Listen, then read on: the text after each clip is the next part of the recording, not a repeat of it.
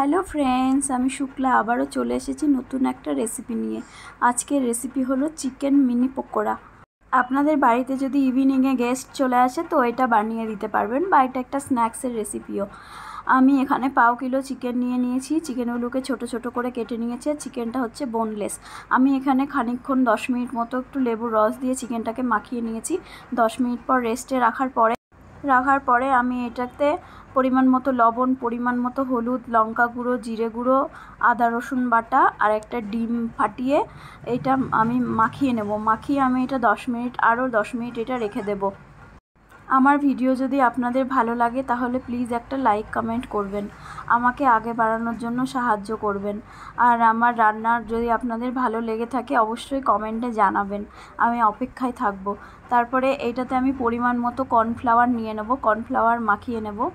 আমার ভিডিও আপনাদের সামনে গেলে প্লিজ স্কিপ করবেন না, দেখবেন, দেখে একটা গঠনমূলক কমেন্ট করবেন। কমেন্টে জানাবেন আমার রান্না আপনাদের কেমন লাগে।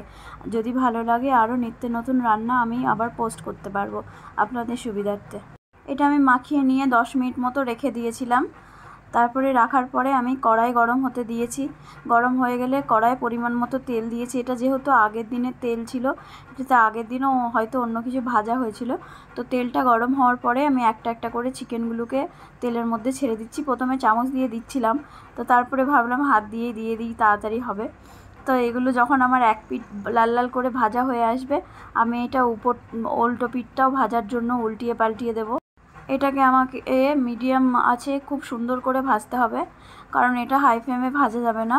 মিডিয়াম আছে এটাকে সুন্দর করে ভাজতে হবে। যখন দেখবো এটা মুচমুচে হয়ে এসেছে বা একদম লাল টুকটুকে হয়ে এসেছে, তখন এটা একটা প্লেটে উঠিয়ে নেব। দেখুন এইটা কত সুন্দর হয়েছে, এটা খেতেও খুব টেস্টি হয়। আপনারা বাড়িতে ট্রাই করতে পারেন। আর এতক্ষণ আমার ভিডিওটা দেখার জন্য অসংখ্য ধন্যবাদ। ফেসবুক থেকে দেখলে আমার পেজটাকে ফলো করে দেবেন, ইউটিউব থেকে দেখলে চ্যানেলটাকে সাবস্ক্রাইব দিয়ে পাশে থাকবেন।